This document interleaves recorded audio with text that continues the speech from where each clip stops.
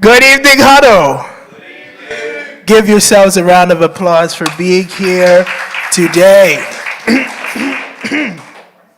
It is good to be back here at the House of Justice and on Monday night, back for our Huddle, where we come to help unite dreamers, develop, lead, and empower every Monday night here at the House of Justice from 6:30 to 8 p.m. And to open us up with our prayer, we will have Patrice who will come and open us up with prayer. Let's give Patrice a hand. Good evening, Huddle family. If all hearts and minds can be clear and quiet at the moment, let us pray. Most gracious and wise God, we thank you for this day. We thank you, God, for being our Shamir, our protector. God, we thank you for each and every person that's coming here to our Huddle tonight. We ask you to bless their travel as they get here safely and return home safely. God, we ask you to bless the food, bless the hands that prepared it. God, we ask you to touch our founder and president, Reverend Dr. Al Sharpton. God, touch this National Action Network that we continue to spread the word. And as he travels through the world with Kamala, God, we ask you to cover them, put an angel of protection around him, and make sure that he is always good. God, we thank you for just being God. God, we thank you for our Queen, Kathy Joyner Sharpton's healing. God, thank you that she's here. God, that you've healed her, you touched her body, and you continue to do it. So God, for that, we tell you thank you. We thank you, God, because it's only you that could do it. So God, we ask you to bless this Huddle. Help us to leave here a little bit different than we came in. And this we ask in nothing but your matchless name, and all of your children said, amen.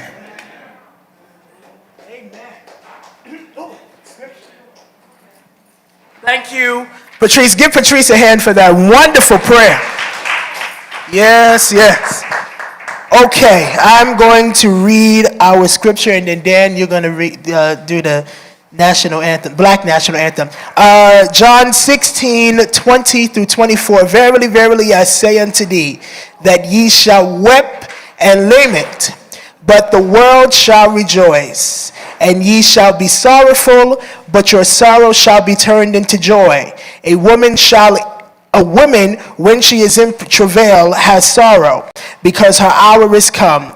But as soon as she is delivered of a child, she remembereth no more anguish for joy that a man is born into the world. And ye therefore have sorrow, but I will see you again, and your heart shall rejoice, and your joy no man taketh from you. And in that day ye shall ask nothing. Verily, verily, I say unto you, whatsoever ye shall ask the Father in my name, he will give it unto you.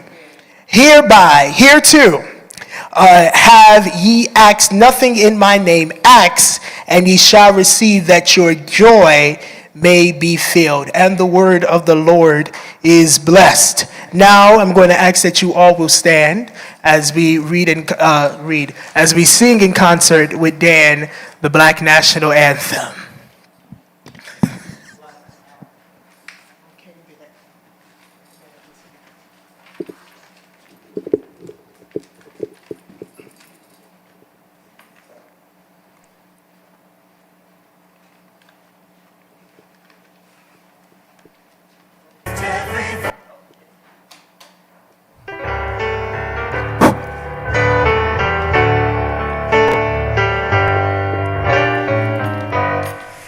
Lift every voice and sing till earth and heaven rings. Ring with the harmonies of liberty. Let our rejoicing rise high as a listening skies. Let it resound loud as the rolling sea. Sing a song full of the faith that the dark past has taught us. Sing a song full of the hope that the presence has brought us. Facing the rising sun of of a new day begun. Let it march on till victory is won. Stormy the road we trod, bitter the chastening rod, felt in the days when hope unborn had died, yet with a steady beat have not a weary feet come to the place for which a Father side. We have come over the way that with tears has been watered. We have come treading the path of the blood of the slaughtered. Up from the gloomy past till now I stand here left where the white gleams of a bright star is cast. God of our wearies, God of our silent tears, thou who has brought us thus far on our way, thou who hast by thy might led us into the light. Keep us forever in the path we pray, lest our feet stray from the places, our God, where we met thee, lest our hearts drunk with the wine of the world we forget thee. Shadow beneath thy hand, may we forever stand, true to our God, true to our name, land.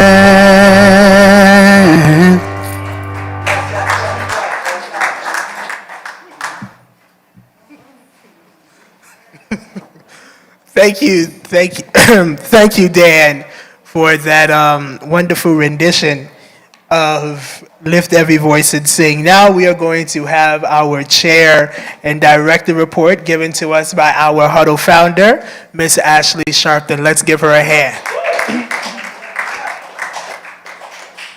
Thank you, Christian. And welcome back, brother. We're happy to see him back. He went away to start college. He's back with us for 2 weeks only, and then he's back out. So he's receiving gifts to go to college. Give them directly to him, right? We're very happy for Christian. We love Chris. And he's definitely going to be working with us nationally, but we're going to announce all of that. There's a lot of transitions happening. They're exciting. We're excited about them locally and nationally. So stay with us. Stay in the know with National Network. A lot is happening. All right, to the action alerts. Remembering attorney Michael Hardy. We can see this photo. Well, you can barely see the photo, but who was here Saturday? Everybody was here. Okay, basically. It was a beautiful, beautiful rally. It was a beautiful repast honoring the memory of attorney Michael Hardy, who came to the memorial service at FCBC. Okay, so clap yourselves up. Thank you for being there. As Reverend Sharpton said, we will get another lawyer, we will get another EVP, but there will never be another attorney Michael Anthony Hardy here at the National Action Network. We stand on his shoulders, on his sacrifice, on what his contributions. It's countless. It cannot be magnified. It cannot be calculated. I know he's watching over us right now. Huddle exists because of attorney Michael Hardy. And I thank him for all that he has done for me and for the National Action Network. But we remember him, we go forward in all that we do, and we just urge you all to just make sure you carry a little bit of Uncle Mike, Attorney Hardy with you in all that you do, in order for his legacy to continue, all right? All right, so Kamala Harris, however you choose to say it. How do we feel about her VP pick, Tim Walz? We can clap that up, or, all right, exactly. All right. Look at Damien. I see some trepidation in Damien. I want to hear about that later. All right, Vice President Kamala Harris made her executive decision this week and chose Governor Tim Walz as her running mate for the 2024 election. Reverend Sharpton praised the decision and reminded everyone that Walz was the one who had the courage to appoint Minnesota Attorney General Keith Ellison to take over the case of prosecuting Derek Chauvin for the murder of George Floyd, which led to the rare conviction. If you watch Politics Nation, Keith Ellison did Rev Show this weekend and talked about that. Governor Walz tapped Attorney General Keith Ellison to lead the investigation as a direct result of our advocacy in the streets and in the halls of government, said Reverend Sharpton in a statement. I learned then that he is a man who will listen and do what is right by those he represents. A year later, justice like we had rarely ever seen was delivered for George Floyd, his family, and this nation. We can count on Governor Walz to take the same kind of open approach as Kamala Harris, who's the vice president. Reverend Sharpton discussed his views on the Harris-Walz ticket on several broadcasts on MSNBC this week, as well as on his national syndicated radio show, Keeping It Real, and will do so again this weekend on Politics Nation. And what time does Politics Nation come on MSNBC on the weekends? All right, we have some people that tune in, Reverend, just making sure you know. All right. What week are we on for protecting DEI with the National Action Network? 32, all right, I saw you, Ernest Waters. Who else has been out there every week? Not every week, but who has been out there thus far on the Thursday? All right, good, let's clap yourselves up and keep that energy going. And special salute to you because there were a committed few who went after the memorial service for Attorney Hardy, who took a bus. Ron McHenry let that bus fall down right down to Midtown, the same time, 12 o'clock, and they did not miss taking action, and that's what it's about. That's what Attorney Hardy would have wanted done. That's what it's about, and they kept the tradition going regardless of the tide. So salute to you, Ron McHenry. Salute to those who went down, and salute to those who will be back down there this Thursday outside for that hour, 12 p.m. to 1 p.m. This is the 32nd week. DEI is definitely under attack, and what do? Stand up and fight back. All right, let's continue doing that. Last but not least, on Friday, the Middle Tennessee chapter of the National Action Network. Dominique, how many chapters do we have of the National Action Network? 100, I think that's inaccurate. I think Dad said it was 124, right, on Saturday.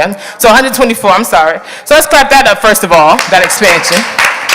Because sometimes we get confused. A lot of us come to the House of Justice and we think it's just us right here, just us, that we are the National Network, but it's way more than us. We are in over 120 places doing the work on the ground. So that's important. And I wanted to make sure that we announced this on this past Friday. The Middle Tennessee chapter of the National Network convened their first community legal forum. It was held at the Tennessee Justice Center. The Community Legal Forum featured distinguished judges and attorneys who provided invaluable insight into navigating the often challenging legal system. And I thought it was very interesting that it happened right in time to continue to push the legacy and preserve the legacy of Attorney Marco Hardy. So salute to that chapter, the Middle Tennessee Community Legal Forum, and let's salute to all of the national leadership that's doing the work on the ground in their national chapters. All right? And last but not least, I have one more announcement. So August 31st, which is a Saturday, September 2nd, which is a Monday. So that is going to be our Huddle Up Harlem weekend, where we will have our back to school drive and community resource fair. If you want to donate backpacks, if you want to donate any school supplies for young people, you can leave them with Mr. Arthur, who is here during the weekdays. You can leave them during the rally or after the rally on Saturdays, not on Sundays. But we ask you to come and bring them for young people ages 5 and up. Again, that weekend is August 31st. That's in 3 weeks, literally, less than 3 weeks, 20 days. August 31st to September 2nd. We are welcoming donations. And if you have anybody who provides community resources, who would like to have a table to vend, we are also welcoming those partners if approved. All right? Just speak to me. You can speak to me, Mr. Arthur, Treese, or Dominique, or Christian while he's here. He's only here for a week. All right? Thank you. Have a good day. Thank you. Thank you, Ashley, for that. And so we are going to make sure that you guys give in those names if you have anything that you want to give. And then also to the Tennessee chapter, thank you for all of the work that you do. It is very good that we highlight, Ashley's right about that, it's very good that we highlight the work of our chapters because having 120 chapters is not easy, and maintaining them is also not easy, especially when Rev is not there every day. So to that work, and then to Reverend Toon, who's the field director who does all of that stuff with the chapters, we also salute him as well for all the work that he's doing with our chapters. So give all of our chapters a hand that may be watching. Because we have Huddle across the nation, and now we have legal nights across the nation. And so we want to continue to get that out as well. All right, now we are going to have Dan. Dan is going to come and he is going to read the Black History fact for tonight. Let's give Dan a hand.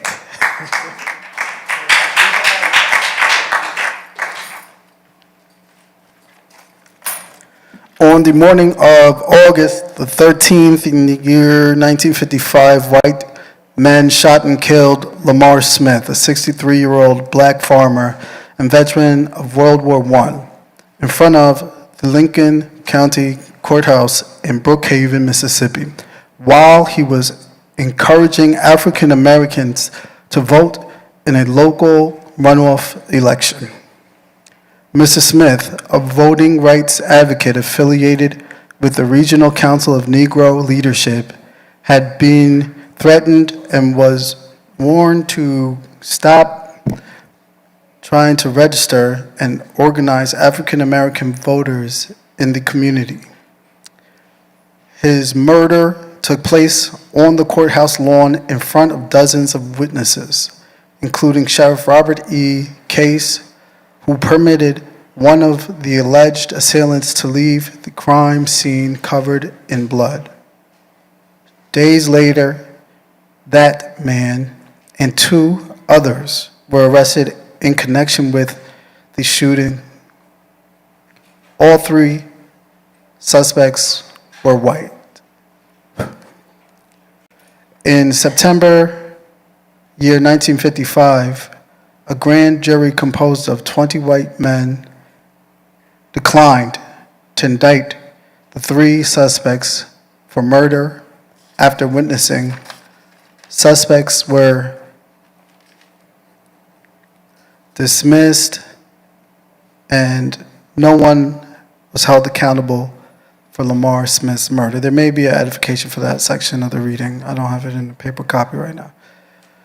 The shooting of Lamar Smith was one of several racially motivated attacks in Mississippi in year 1955.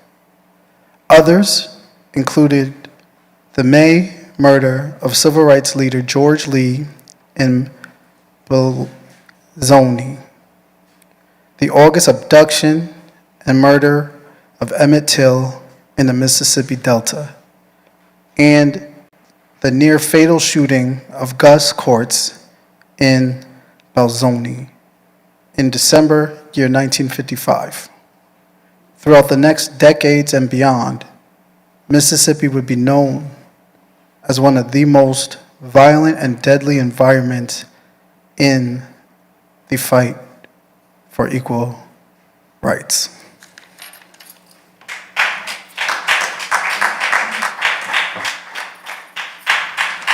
Thank you, Dan, for that. Is everybody an updated member for the year of 2024? If you have not renewed your membership, this does apply to you. Make sure that you are getting involved with the action. Text Justice followed by your state to 59769 so that you can get involved with your state and get involved with the chapter locally in your state. Dominique is our national membership director, and so she can support you with any way with paying your dues and all of that stuff. So make sure that you see Dominique if you have any questions, and then always join us on Saturday morning at 9 a.m., both in person and those that are virtual, 9 a.m. Eastern Standard Time. All right? Okay. Now, we're going to open it up to good news. If there's anybody with good news, you can come at this time. Aaron has a quick little thing that he's going to share. But anybody else with good news, come on.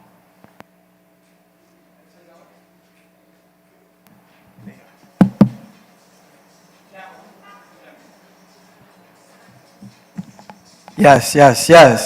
So yeah, we have good news. God bless everybody. God bless Miss Kathy for actually making it.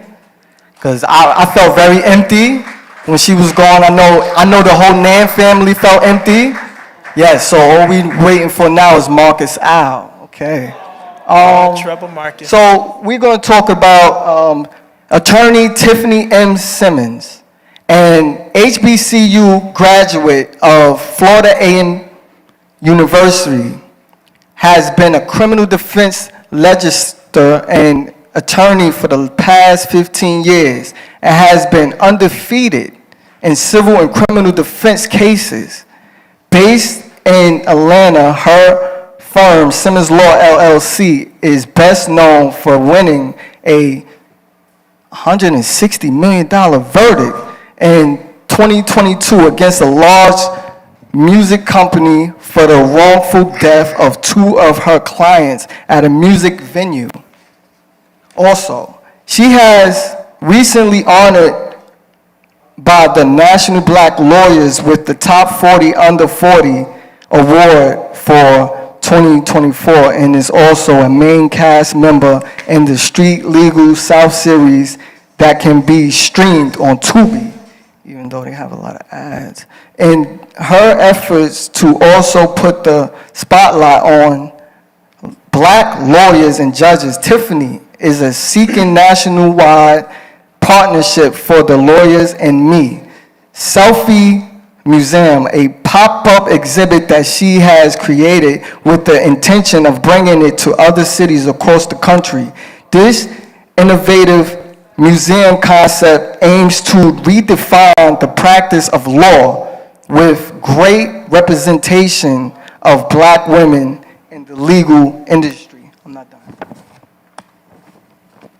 Also, to make this experience accessible to all, Simmons is seeking partnership with city officials, colleges, public school districts, and community leaders to bring the museum to various locations, even law firms with pipeline initiatives and nonprofits focusing on the empowerment of black female youth are encouraged to reach out.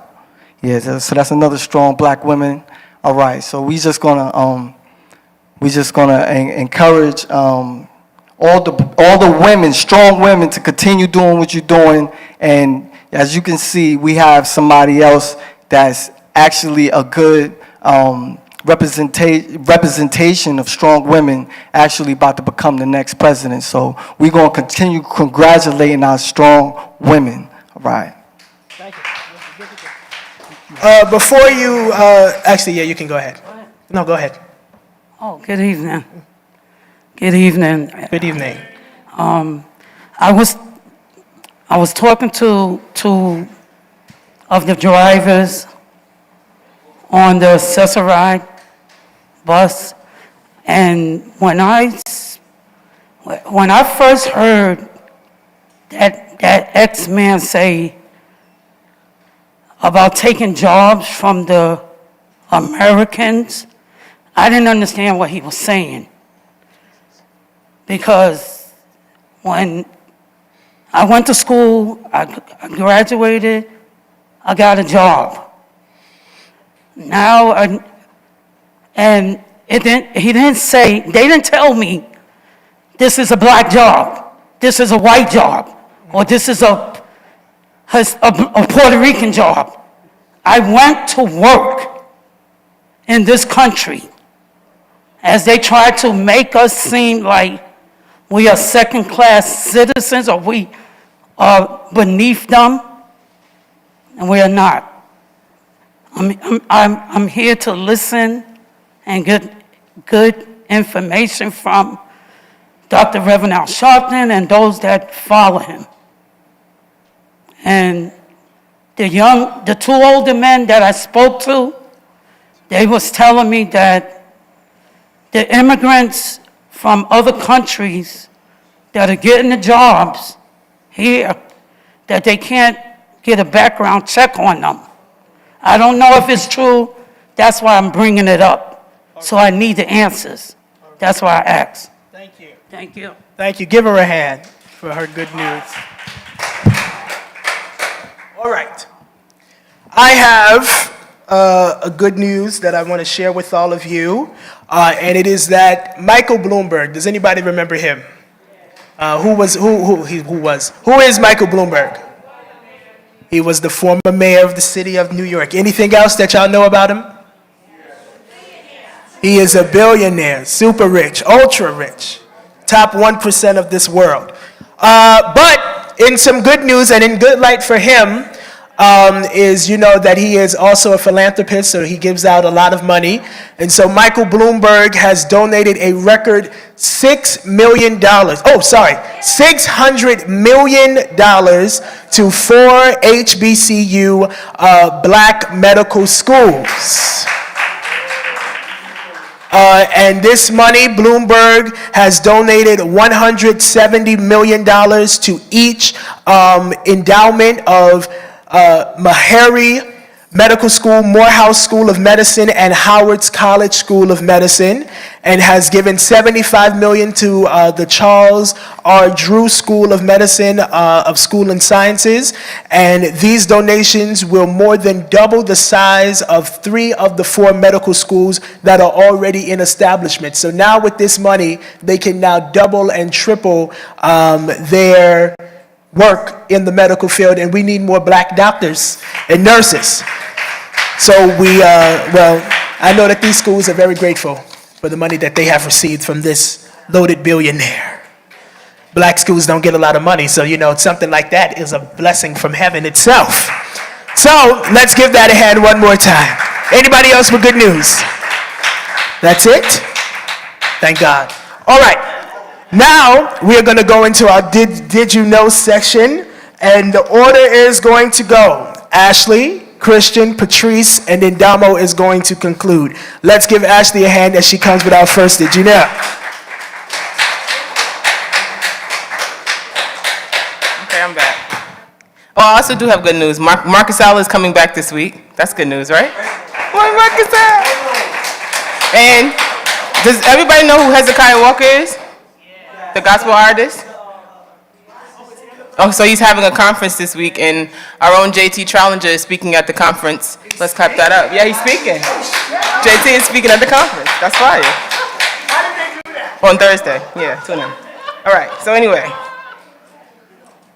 Anybody know who Daniel Penny is? Anybody know who Daniel Penny is? Okay, making sure I'm in the right place. Put your hands up again. Who is Daniel Penny? Ernest Waters, who is Daniel Penny? The guy who chokehold the other guy on the train. Who can add to that? You're correct. Word.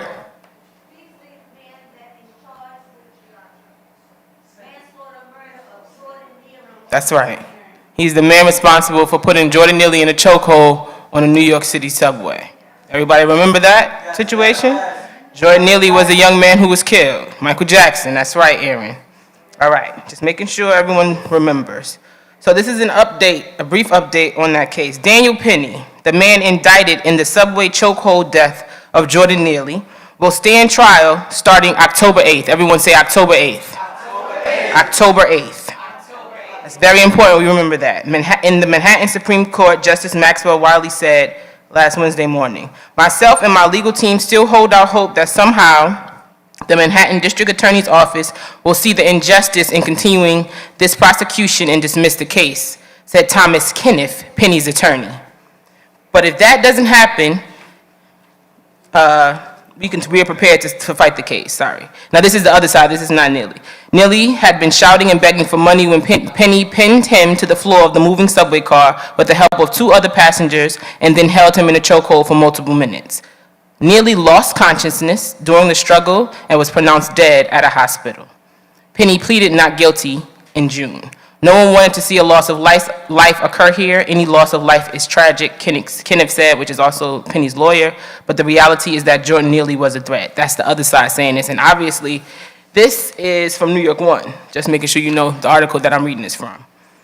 The people that I'm reading this from. Penny's attorney compared the incident to the fight on an A train last week where a man threatened a couple with a gun, and police say the other man took it and shot him.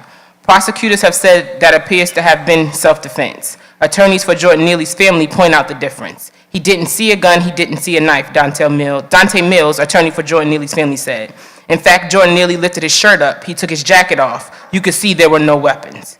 Mills said Neely posed no threat, and Penny, a former Marine, continued to choke Neely for 6 minutes, even after his body went limp.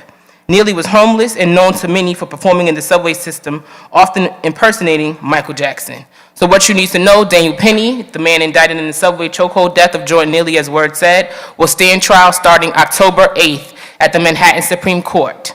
So I am asking us, and I'm urging us. So I was at the hospital. One of the last things, and I don't mean to do this, but I'm going to do it. One of the last things Attorney Michael Hardy charged me with, and JT was there, and so was Patrice, with Robin, and he literally could not speak. And he was trying to write out on the pad, literally on the napkin. He wrote Neely, and I was like, what? We were talking about something else. We were talking about Kamala Harris and basically her with the presidency. And we were like, what? I thought he was bugging, I'm not gonna lie. So he wrote it out, so he was annoyed. We were all like, what? Nearly what? Like all of us, we were trying to figure it out. So he was like, like annoyed, like, oh, you retards, you know what I'm saying? So he figured it out, and he finally wrote Jordan Neely. And I was like, and then he was like that. And he looked at me like, and I was like, got you, we got you. So basically it was like, you guys gotta handle, don't forget about Jordan Neely. That's the last time I saw Uncle Mike, the last time we all saw Uncle Mike. He died 2 days later. So that's my personal charge. Before Uncle Mike passed away, Word, Patrice, Megan, Dominique, and a few other, Derek Perkerson and a few others joined us in the courtroom when the case first started. There was a last, I believe it was earlier in the spring, we didn't go, but there were others who went to pack the court. I urge you all, October 8th is the case, that starts the case. The next court date is September 17th. Okay, so the next court date is the suppression hearing, September 17th. I know everybody won't be able to be there, but I ask those who are available to join us on September 17th at that courthouse. So the 2 dates are September 17th and October 8th. In the morning, well, we have to be there 8:30 in the morning at the Manhattan Supreme Courthouse. Yes, with the steps. All right. If there's further details, we will share them closer to the date, but those are the 2 dates, and those dates are not changing. September 17th and October 8th.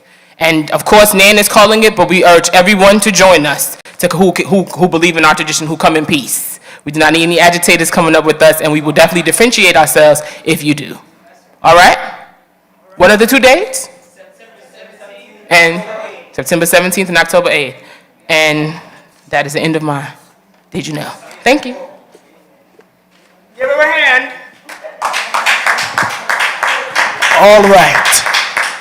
Now, the next 3 articles are not lengthy in the information that is going to be given, but it is going to be lengthy because I know that y'all like to talk. So we're going to give you all the time within the decent amount of time that we have left. How much time we have left? Okay, 50 minutes, we're good. All right, so mine is going to be kind of tied into the election as well, and I'm going to show you how I do it. But my Did You Know is on restoring the Voting Rights Act. 59 years ago today, President Lyndon Johnson signed the Voting Rights Act into law, undoing the barriers of Jim Crow era and opening up important voting opportunities for communities of color. But in the last decade, the Supreme Court relentlessly has weakened this landmark achievement of the civil rights movement.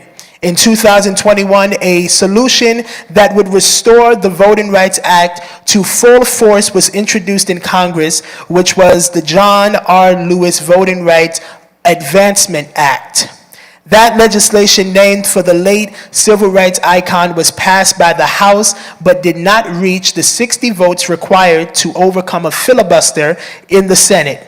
Had it become law, it would safeguard minorities voters and would be in far better shape today for minority voters.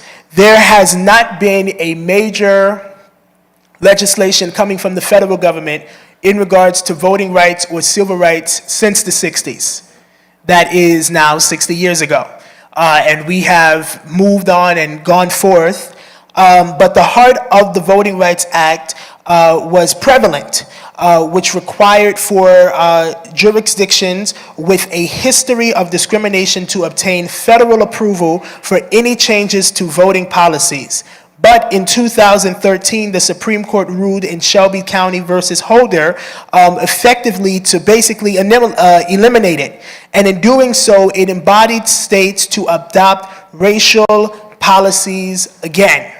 That is why Texas is able to do what they want to do with voting rights and say that if you sell anything on the voting line, you'll be stripped of your right to vote for that year. Texas has already begun doing that, and they did it in their last election, and they will do it again in this election. The John Lewis Voting Rights Act would have revered this, barring racial discriminatory voting laws and other barriers that would make it harder for people of color to participate in our democracy before they were put in place. Does anybody remember what even happened recently in the state of Alabama? Does anybody, we talked about it before. Anybody know what gerrymandering is? Tony, what is gerrymandering? Gerrymandering is when you design the voting areas the way it works for you best. Exactly. So in Alabama, they had basically drawn up new congressional voting districts. What happened was the districts were when you have too many people of one race, it gives another political party too much. They had an entire district of black people cut off from the rest of the state. I don't know how they did it. It was so bad that the Supreme Court had to step in. That does not always happen. Normally, when you come up and everybody, because of the 2020 census, everybody had to redo it because the shifting of the population, but they had an entire district of only black voters in the state of Alabama, as if there's no other white people in that district. Somehow it was just black folks in one whole district in Alabama, the rural South. We talking about down and dirty in the South. Okay. All right. So,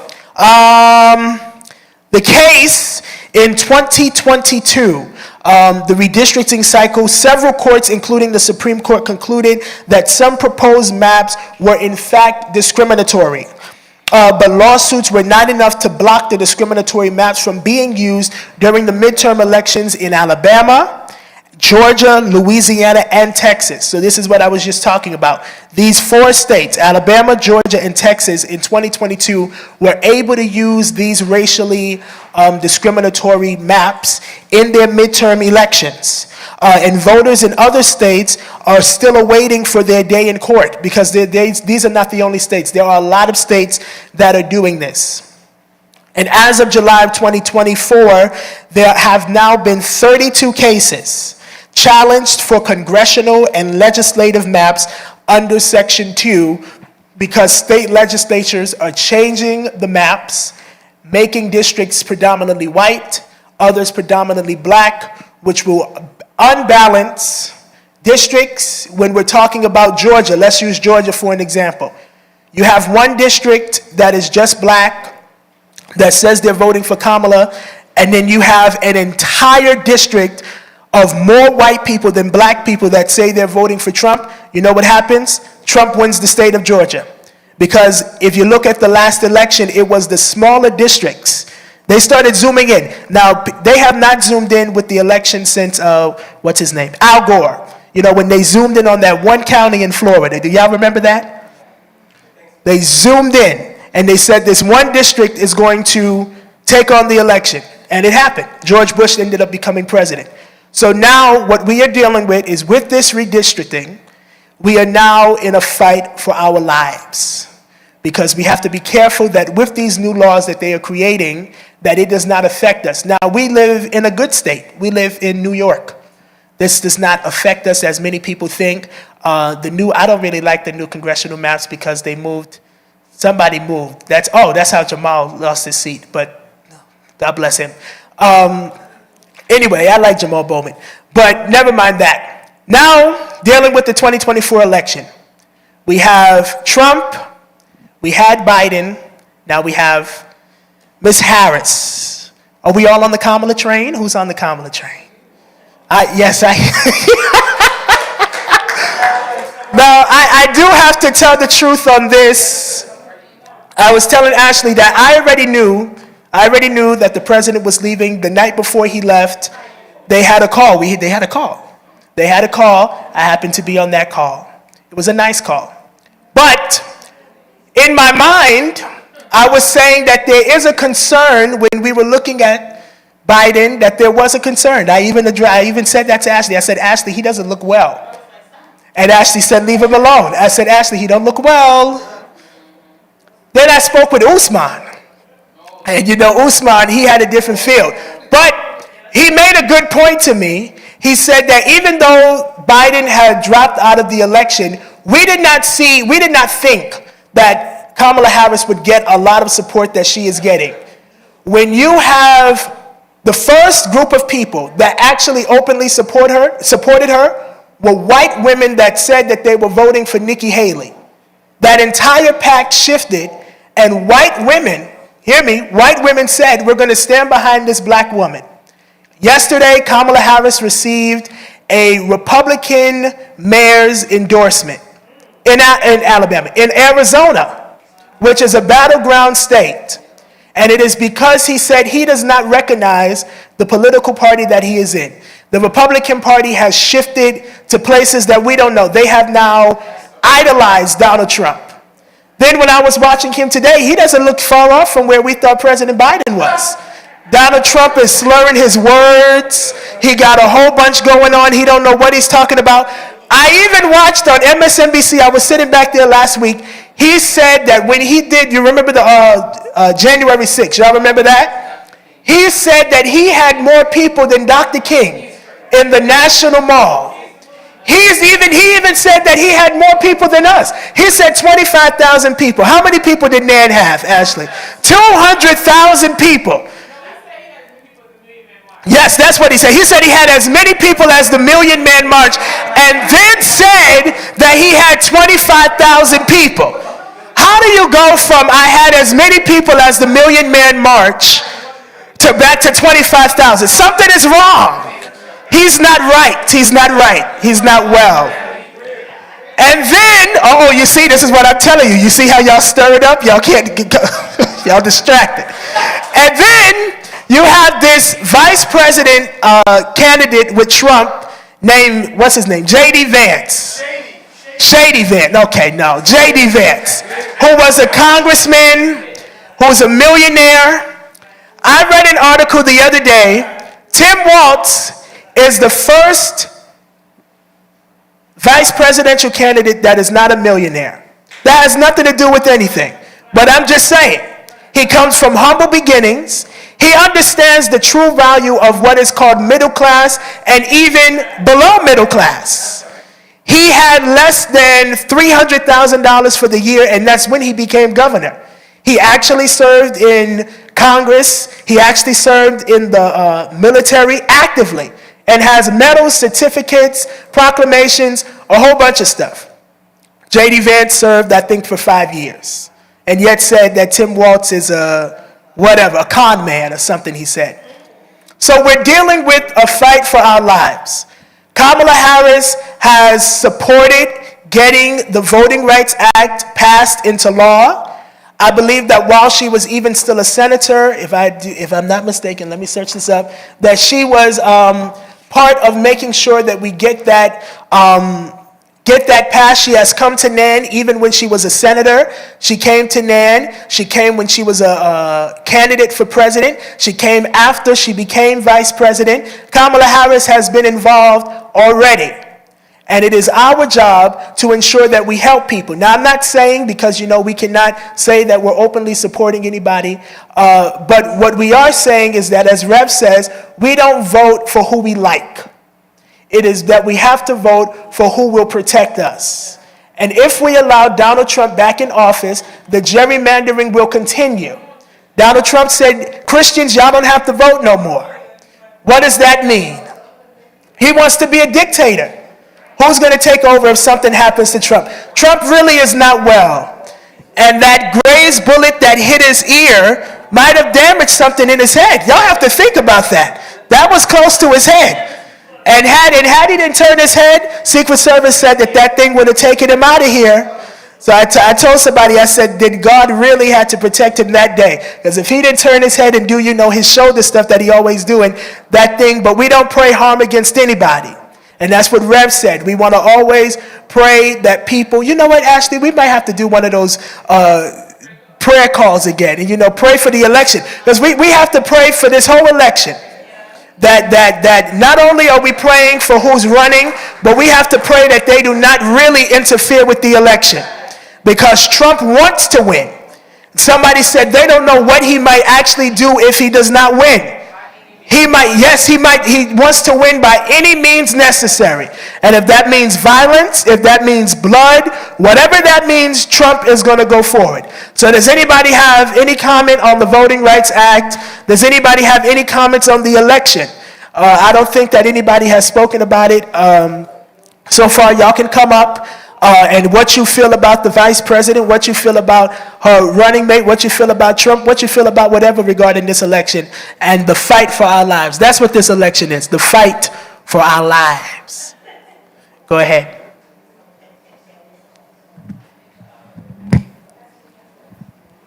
Last time I came up here and spoke about the president, a couple of Trump supporters caught me at the train station, locked me up. I ain't scared. We could do this again. Now, he ain't gonna be the next president.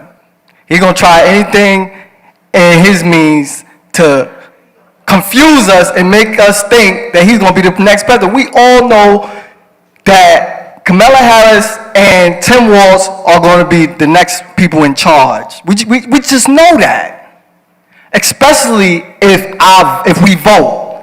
Now, I really don't really know how much our vote count.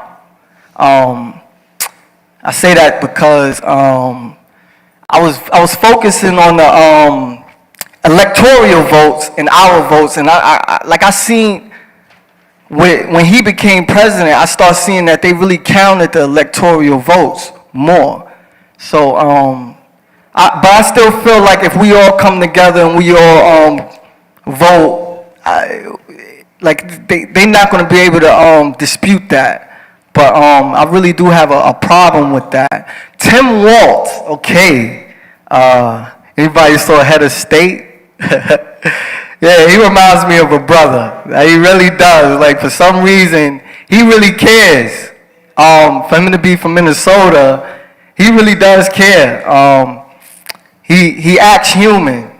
If you see some of the presidents, especially Trump, he does not want to, he actually distances himself from being a human. He really thinks that he's going to be the next dictator, telling the Christians that they don't have to vote.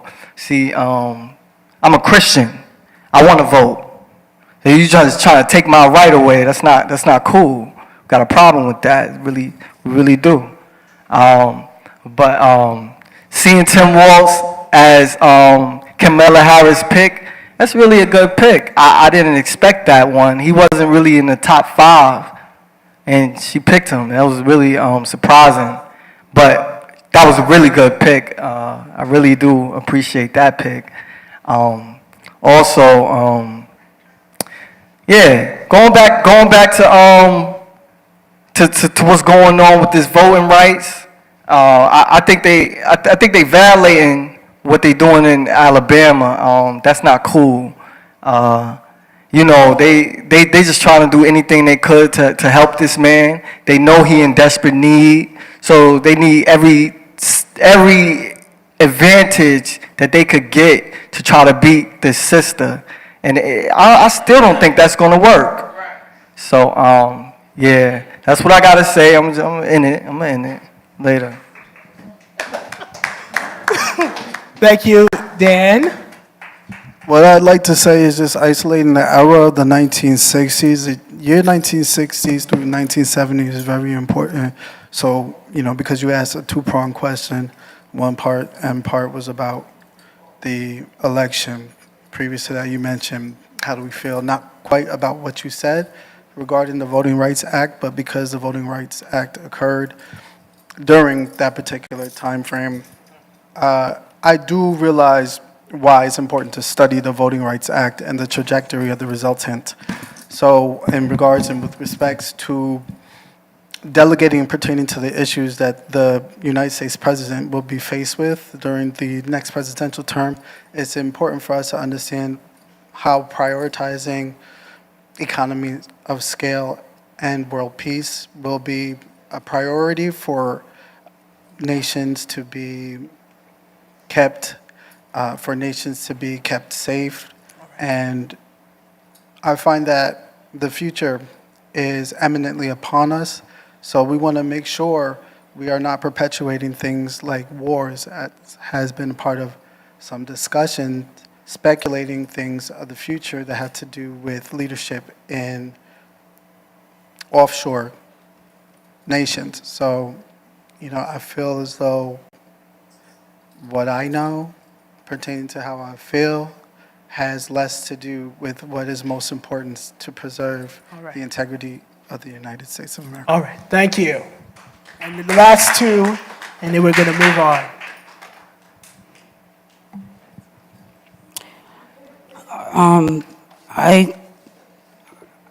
I was a young child, so I didn't know too much in 1965 when President Johnson was the president. But we, like Mrs. Ward says, we must vote. I've been voting since I was 18. And two parties, because even one time, the Republicans back in the 1800s, as I read in the history books, they were Democrats. They were Democrats? No, they were always Republican. They were always Republican, but the Republican Party supported black people. Back then, with Abraham Lincoln and all of them. Yeah. Yeah, Okay. Well, we just got to get out and vote. thank you. Yeah. And Nan is working on that, to get out to vote, so y'all know that we're working on that. And y'all will hear information on the get out to vote soon. Go ahead, Tony. My prediction is that Kamala Harris is going to win as president. And the reason why is because she's coming from a higher consciousness level and vibratory level than everybody else on the other side. Where Trump is coming from ego and trying to avoid being ashamed, which is why he does all of that stuff. When they go low, we go lower. Kamala is like, y'all can say whatever y'all want, man. We're going to win because we're about here to take care of people. And everybody wants to be served by the best leaders. So that's the first thing. The second thing is, I may have said this, I don't know if I did, but I'm a former astrologer. I used to do astrology charts for 9 years. And one of the things I learned is that because we are in a new era, the Aquarian age, you cannot go backwards. We just left out of the Piscean age in the end of the 1950s.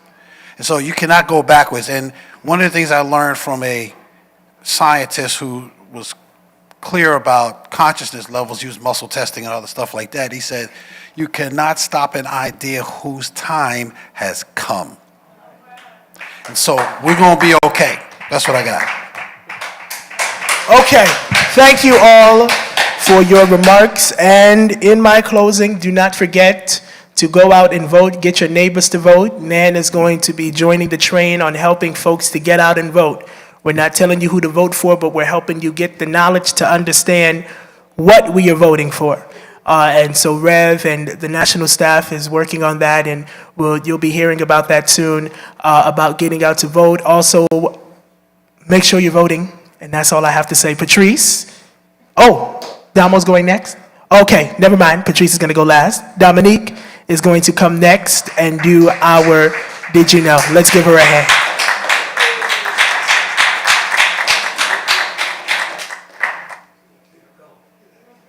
Good evening, Huddle.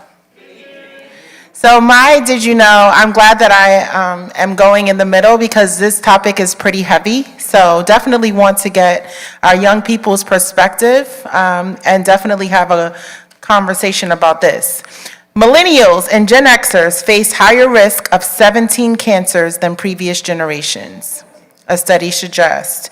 A new study has suggested that cancer incidence rates are rising among younger generations in the 17 to 34 age bracket in terms of cancer types, including colon, breast, pancreatic, and gastric cancers. These 17 cancers also include gastric cardia, small intestine, estrogen receptor positive breast, ovary, anus, non-HPV associated oral cancers in women, colon and rector, uterus corpus, and gallbladder. Now let's talk about this. Uterine cancer is one that really jumps out where we see tremendous increases. It has about 169% higher incidence rates if you're born in the 1990s as opposed to if you're born in the 1950s. And this is for people at the same age. Some born in the 1950s when they were in their 30s or 40s saw a different incidence rate compared with someone born in the 1990s in their 30s or 40s. Also, we should also note that this data, which comes from the North American Association of Central Cancer Registries and the U.S. National Center for Health Statistics, include adults ages 25 to 84 from January 2000 through December 2019. The researchers calculated cancer incidence rates and cancer death rates by birth years separated by 5-year intervals. The researchers also found that the incidence rates increased with such successive cohort born since 1920 for 8 of 34 cancers. The rate was about 2 to 3 times higher among those born in 1990 than among those born in 1955. Across cancer types, the increased incidence rate among people born in 1990 ranged from 12% higher for ovarian cancer to 169% higher for uterine corpus cancer compared with the birth cohorts that had the lowest incidence rates. The increasing incidence of certain cancers among young adults nationally suggests that these rises are potentially due to changes in the environment or lifestyle. What this study shows is that some cancers which were previously not prevalent in young adults are now rising in incidence. We believe this rise, as cancer requires time to develop, is also related to a higher increase of obesity-related cancers in young adults that could be associated with their childhood health. So what does this all boil down to? The food we're eating, the things we're putting into our body, where we're shopping for our foods and the other substances that are going into our bodies. Young people also have an increased rate of smoking and taking drugs and other things that, of course, alcoholism, that contribute, of course, to these findings. Now, why is it important? In our community, Black and brown community, of course, Black and brown children are the ones that are statistically found to have a higher percentage of those contracting the cancers than other groups. So why are we discussing it here at Huddle? Because it is definitely prevalent information. We should discuss it and continue to try to find resourceful ways for us to not only promote healthy lifestyles, but also promote health amongst our young people. Does anyone have anything to share? Any comments? Come on up.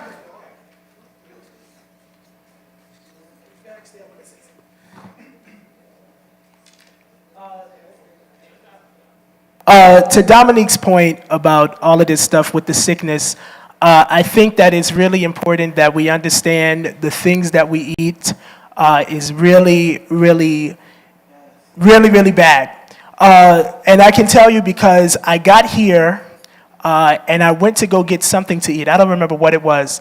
And I got so used to, I'm not being racial when I say this, I got used to the other side's food, Caucasian food. I got used to the white folks' food up there in Utica, no seasoning. You know, I had my mother did pack some adobo, some Sylvia's seasoning. What else did I have in my bag? I had something else. Slap your mama. That's the one. And something else in my bag that my mother put in there for me. And I had my own hot sauce. Yes, I had all of that stuff when I went up there. But the food was still healthy, even with all of that stuff. And I noticed a very big difference in what I was eating, what I was around. Some people are not used to eating as heavy as we are. We love fried food. We love a lot of that stuff. Candy yams and all of the sugar too. Don't forget sugar. But we've always loved that We've food, always loved that so why food. is it now? But there is something wrong with our food I don't know, they're putting more stuff in the food, to be totally honest. And I think that the only way for you to actually even really eat healthy is if you eat organic. And then even some of that is not healthy. Some of these organic things. So at this point, I don't know, I'm not going to become no conspiracist or anything, but I don't know, they're putting something in the food. They want to take us off this planet for some reason, instead of just shipping us to Mars. But in all reality, there is an attack on our young people with this food, and then also other things. I'm not saying, don't smoke weed. I learned something actually, is that if you're eating, that you should not smoke immediately after eating, because your gums are open. And allows for smoke to be inhaled into your lungs, which can cause and lead up to gum cancer. And that's eating or drinking. I learned that when I was Y'all up didn't there know that, in huh? college. When I was Like, up there in what? college, I'm learning stuff. I'm learning stuff. But it's serious. So there's a lot of little things like that can be helped to prevent. But then there also needs to be preventive measures into how these young people are getting their hands on a lot of this stuff. There's no reason why young people should be smoking weed at this age. Their brains are becoming fried. They're smoking alcohol. It's too much. I'm a little old. Well, I'm not old, but my brain is a little older. And so some of these things I can't do and be around. I'm a little too saved for that. But nevertheless, Say2 has something to say. I would just also contribute that the mental health factors on our young people is also contributing to, I guess, the health factors of the physical body. So we also want to take into consideration watching your stress levels, checking your mental health, because that also plays into a big factor into what you put in your body. Go ahead, Brother Say2. Yes, I'm Seitu Arande, and as it relates to cancer and why we get it, there's a lot of different types of variables. Food as a consideration is major, especially with the artificial additives and preservatives and the colorings and all that. One thing I learned a week ago from my sister, she told me that when you buy fruits, there's a number on the fruit. And from 1 to 10, the higher the number, the safer it is for you to consume it because of what they do to the fruits. Two things that I don't think that we take into consideration, which is very important as the reason why we get cancer, especially with women, is not so much what you put into your body, but what you put on your body. All the makeups and mascara and all that you put on your skin, the toenail paintings and all this, it gets into your bloodstream. And all diseases are based on the blood, which goes to the organs. And depend upon the health of you get these things. The other piece that's very important that we're not really considering, which is the reason why a lot of white people like to be around parks, is the environmental piece. If you're around trees that give out the chlorophyll and the positiveness of being in like a forest type environment, that definitely enhances you. So those are the two considerations you must consider. Plus, I'm part of the board that's part of produce. And I learned a whole lot from the people from Cornell University, from Ithaca. And when you start looking at produce in the old days, you couldn't buy cherries or anything because it was out of season. Now, there's no such reality as out of the season. It comes from all over. And when I ask people, how many blacks or Hispanics are involved in produce, the business of produce and handling these foods from all over the world, donuts, Zippo. And I read recently that the black farmers got $2.2 billion for doing what they're doing. But we have to concentrate more on produce, more on working with black farmers or people that have land, and be a little conscious as far as what we put on our bodies as well as what we put on the inside. Thank you very much. Thank you. Yes, yes. We are not eating our foods. But Dominique said this is a deep topic. It really is. Cancer, I have beef with cancer. It's taking out our people. Just like the angel, Attorney Michael Hardy. See, I have a problem with that. We are not eating our food. We're eating their food. We feel like walking like a skeleton is the way of life. No, that's not the way of life. Mental health is real, so I'm going to say what I got to say. Our foods are macaroni and cheese, yams, red beans and rice, collard greens. That's what we eat. Catfish. We eat stuff like that.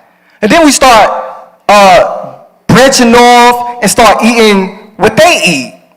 And that's not for our body. That's not us. That's the reason why we catching the chemical reactions to increase our bad health.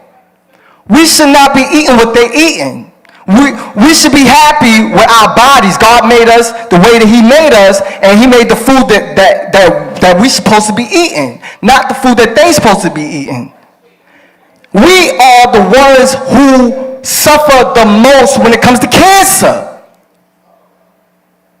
Our youth ain't supposed to be going through this. Our elders ain't supposed to be dying from cancer. They're supposed to be dying from natural deaths, not things that we know that they made. This is not, the stuff that we eat is not for us. We got to go back to eating our soul food, and you look good the way you are. God made you the way you are. Here, if He wanted you to walk around looking like a skeleton all day, He'd have made you looking like a skeleton. But our people is not going to keep on dying for cancer like this. This is not fair. I have a problem with that, and I actually changed I'm not going to say I changed my diet, but I'm embracing more of the food that's for black people. All right, because mental health is real. I really will. Thank you, sir. At this section of what I'm going to call the totem pole, I think I heard a mutter, and what I heard, it sounded like just that does have to do with generational trauma. So I think it's important for us to identify what Mrs. Dominique Sharpton-Bright has mentioned in respects to medical concerns that have to do with food. And similarly as the Surgeon General is very integral to regulating the tobacco industry, for example, it's important to understand how the Department of Agriculture is heavily dependent on the Food and Drug Administration. So for us to really discuss the generational trauma that has been damaging communities for decades, perhaps centuries, we should be talking about solutions to lowering some of the cancer statistics that we've incurred as a nation. So I'm glad that Dominique has mentioned things with respects to the medical industries, because Big Pharma is an industry and it's a business.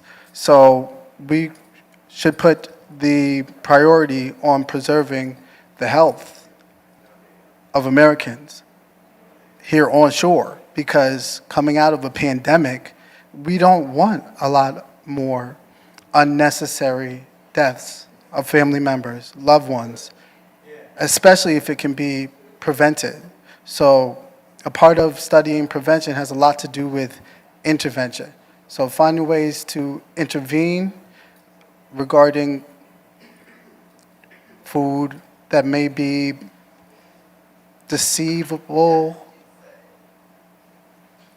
at first glance, when reading some of the food labels, we should really talk about how we can access what the food that we should be eating is and how we can communicate with the Department of Agriculture and the Food and Drug Administration when we do have concerns regarding cancerous impotents that are involved with the food that we eat that's sold regularly and is regularly accessible but may I don't not know be what's marketed going on out there, but as less healthy or not as healthy as other foods that are active alternatives that are also available but may not be marketed as more healthy or easily viewed and interpreted based on the label as more healthy to deter things such as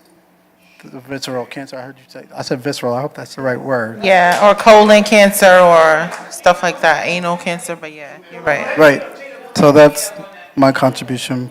Thank you. And I want to make sure I say it again. It has a lot to do with the Food and Drug Administration because Right, and how they're therein marketing the a foods lot and of stuff that we're research eating. and scientific study is required so that the food that are placed in the marketplace where people go shop for food is legal. So So he's saying the maybe we should agricultural discuss- department is not marketing correctly to us in our communities in terms of what foods are good for us and what the food actually contains that we're buying and eating. So I think it was a very valid point. Thank you very much, Dan.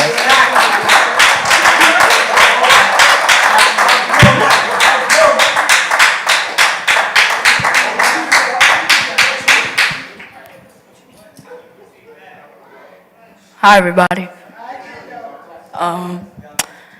I heard about the cold cuts that at the delis. Oh, man. Cold cuts almost killed me a couple weeks They ago, for sure. they said that it caused a lot of people, well, the people that eats it now, that it try to give them cancer. So I stopped eating it. My dad had cancer, but it was because of smoking. But I told him to stop, and it was a cure for it. So now he good. Oh, that's good.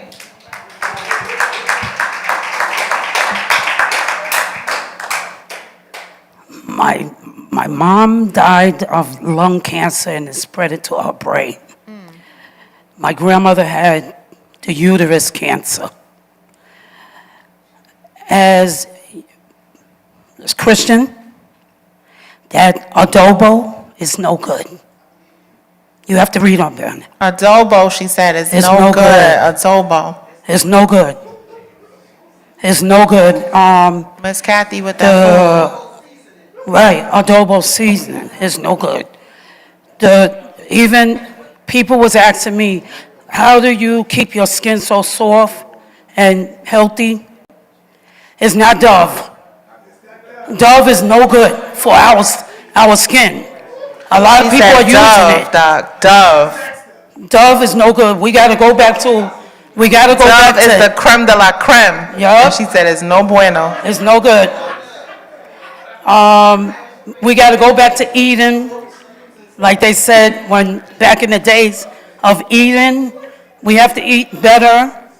We have to cook our own foods in our homes.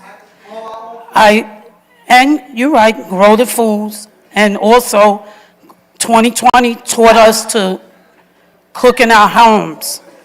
And that's what, a lot of stuff is no good. We got to go back to using the shea butters, black soaps. I'm saying shea butter is good. Shea butter is good. But I read up on Dove. Dove is no good. No good. And they have these natural soaps and stuff. You walk up on 125th, you'll see Muhammad and the brothers out there selling the black soaps and the shea butters and the argan oil. So each one reach one. Thank you so much. Good evening, Huddle. So, my father had cancer, and my father got cancer from his job. He was a dry cleaner. my aunt had cancer. She got cancer because she moved to a place where they had power lines. My other aunt had cancer. A couple people in my family had cancer. And that is to say that cancer doesn't necessarily just come from food. So you have to open your mind to things. There is a saying, if we look at it from a perspective of this saying, as above, so is below. Now, everything in outer space is also in your body. So outer space is a natural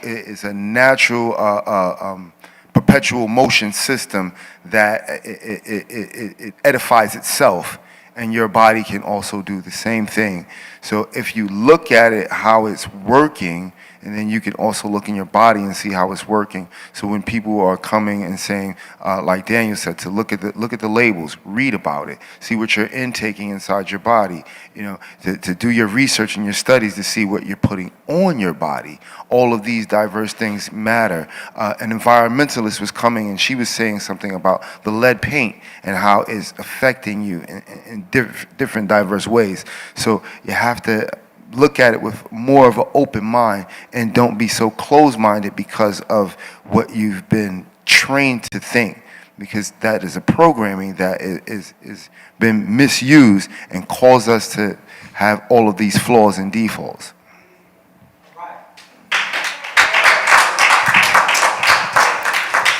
So, like drugs, like food, drugs. So with drugs, right? For instance, cocaine.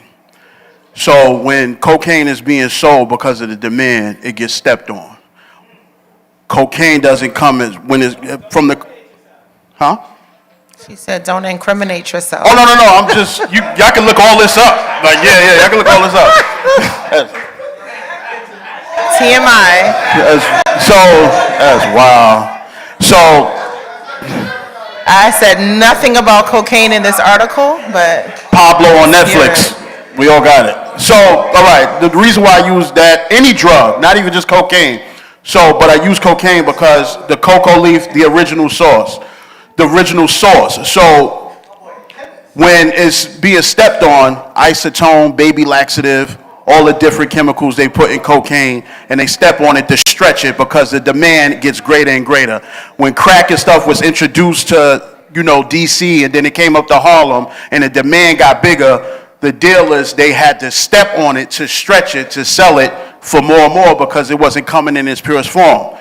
With food, vegetables, meat, like even people that are vegan is going the whole healthy route, and it's more expensive to eat healthy, as I'm sure we all know.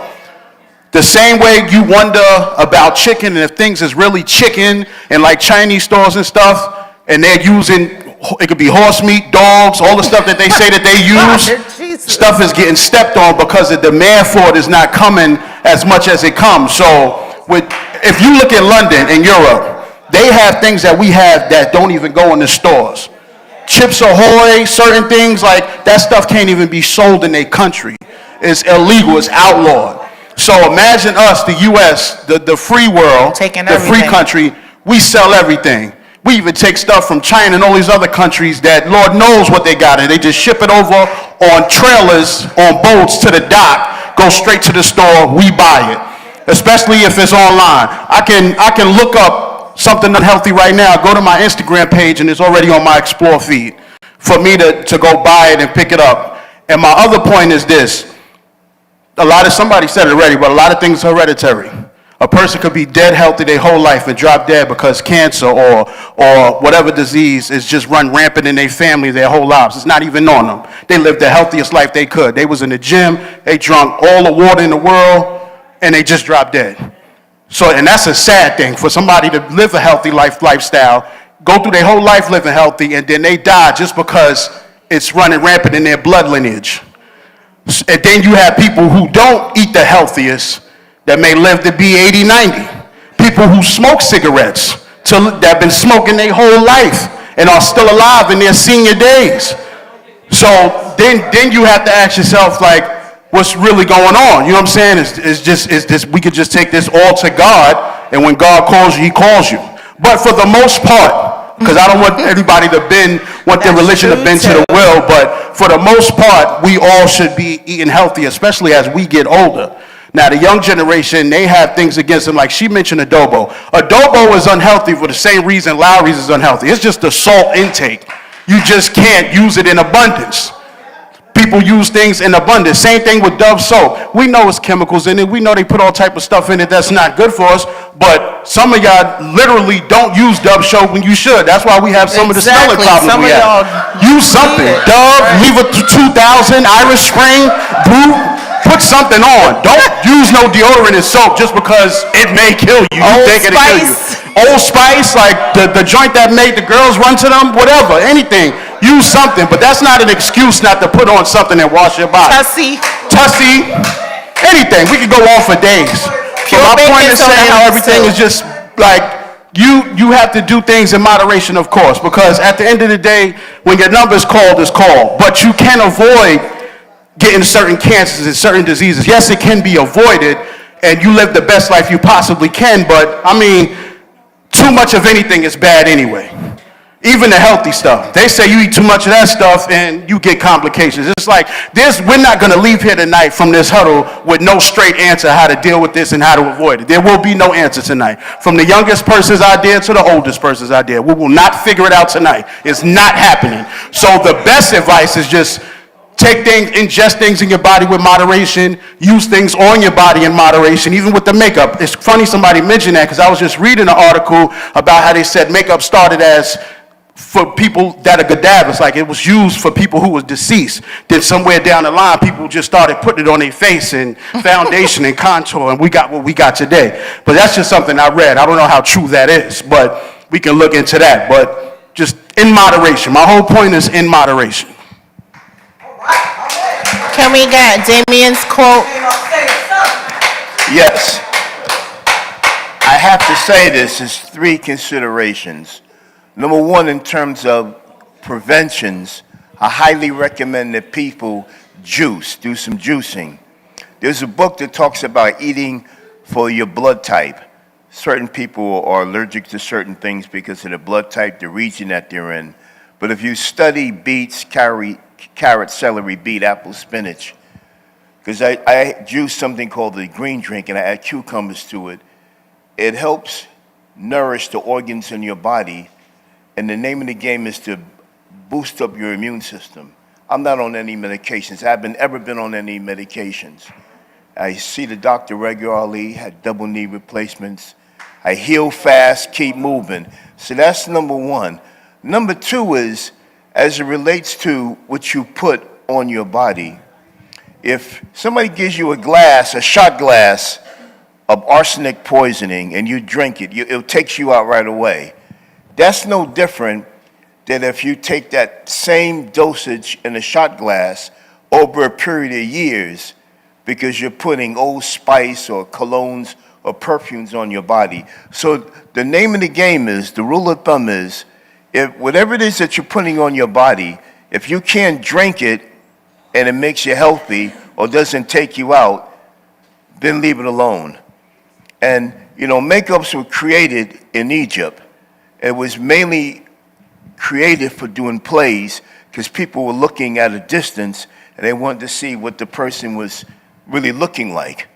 And the difference between then and now, they use berries and vegetables and fruits for makeup. And now they're using a lot of chemicals because it's faster to produce, and it's more cost effective and cheaper. So the other thing is that have a love affair with aloe vera. Go to GNC and get aloe vera gel, because aloe vera gel is excellent to replace deodorants, because you're not supposed to use your deodorant because it blocks your lymphatic system, but the aloe vera takes that away. And thank you. Thank you. Thank you very much. Thank you. Good evening. How's everybody doing tonight? Good evening.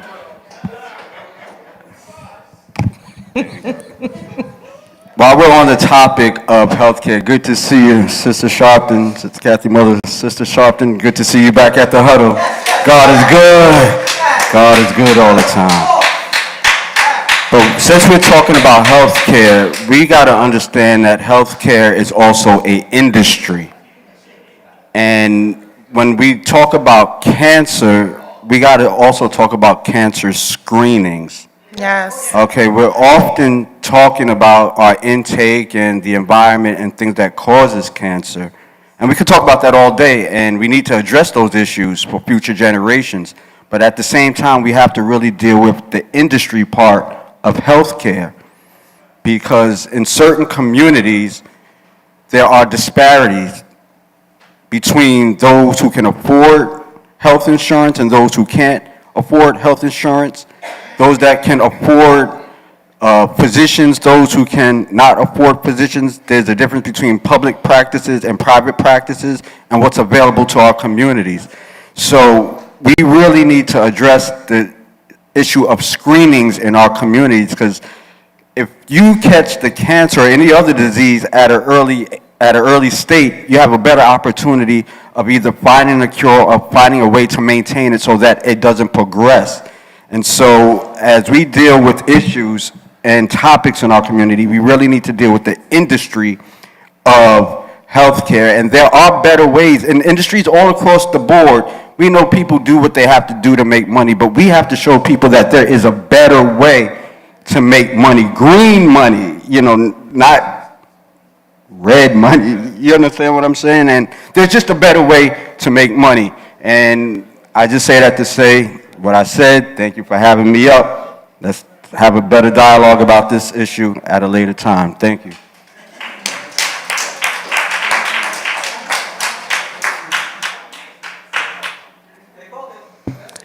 So I was just getting a text message from Sister Denise Ray, who's watching, and wanted to basically remind us, based on the comment about the perfumes. She said that it's recommended to spray your clothing as opposed to your skin directly.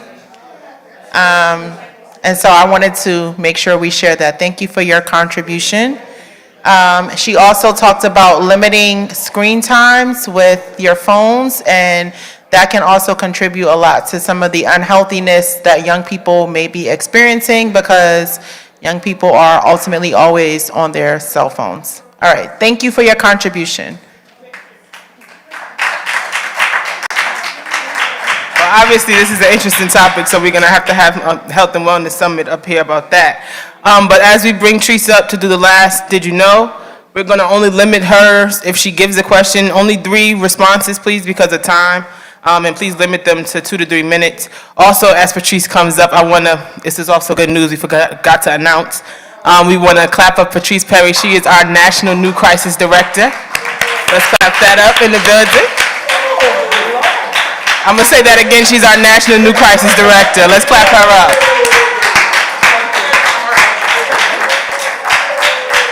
If you have any problems, see Patrice. Any problem?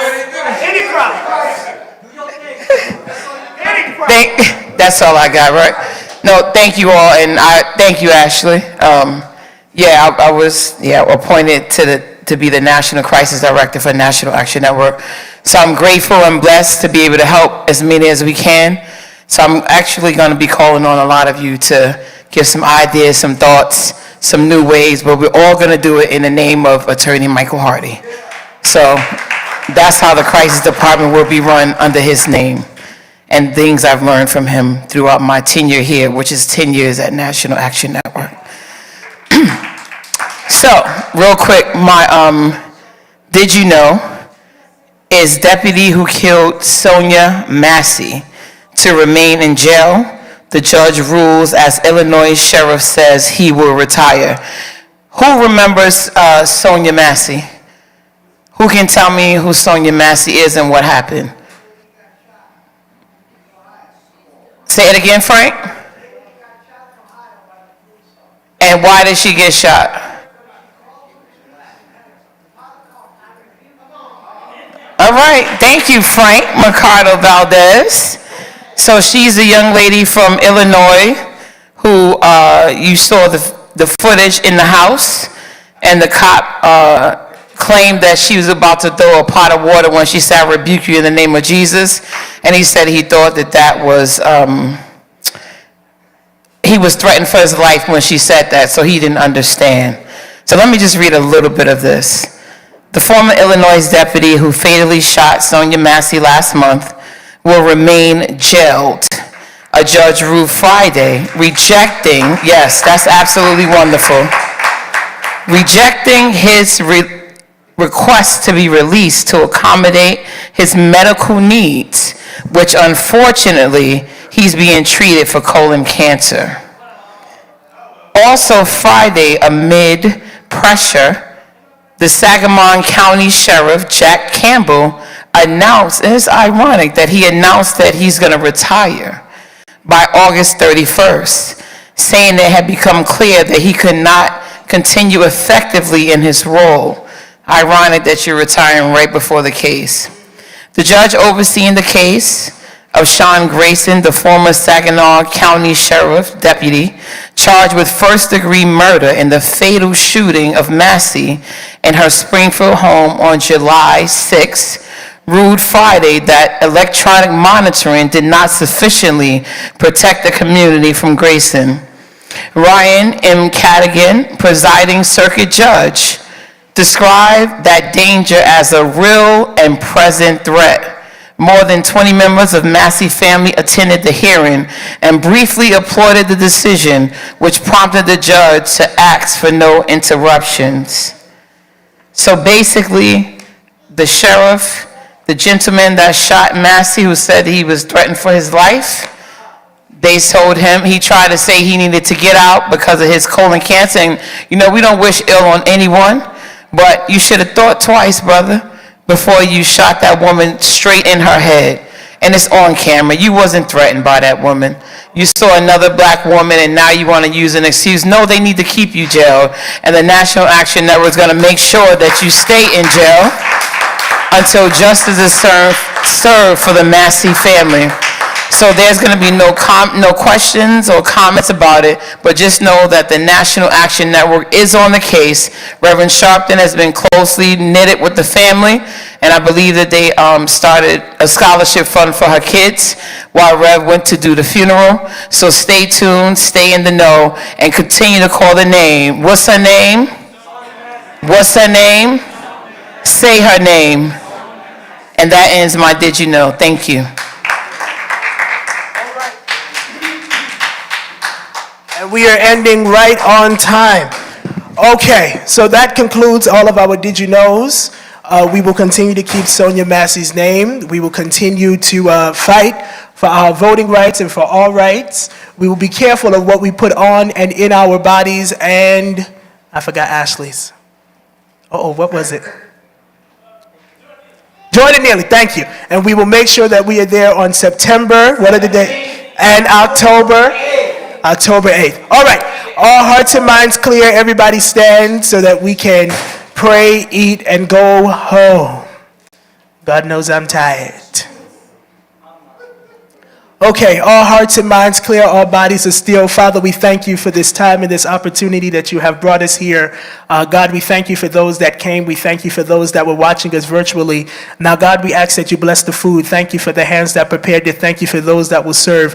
We ask that the food will bless our mind, bodies, and soul. Now, God, as we leave this place, but never from your presence, get us to our various destinations and find all things well. God, we ask that you will continue to keep our leader, Reverend Al Sharpton, in your arms, and that, Lord, you will comfort him and continue to guide him, give him peace of mind in his heart and his spirit, and everywhere that he goes. Cover him as he travels along across this nation and around the world. We continue to lift up Attorney Hardy's family in our prayers. We continue to lift up the entire National Action Network as we are still mourning and grieving. But God, we know that all things work together for the good of them that love you and that are called according to your purpose. Thank you for Miss Kathy being back with us. Lord, we ask that you continue to heal her from the crown of her head to the soles of her feet. And now, God, we ask all of these blessings in Jesus' name. Amen. Y'all are dismissed. No, we don't need it. Oh, yes. Those that have your surveys, make sure that you fill them out. Everybody has to do a survey. Even the staff had to do a survey. So y'all better make sure y'all get y'all surveys done, please. And thank you. And give them to Miss Ashley Sharpton.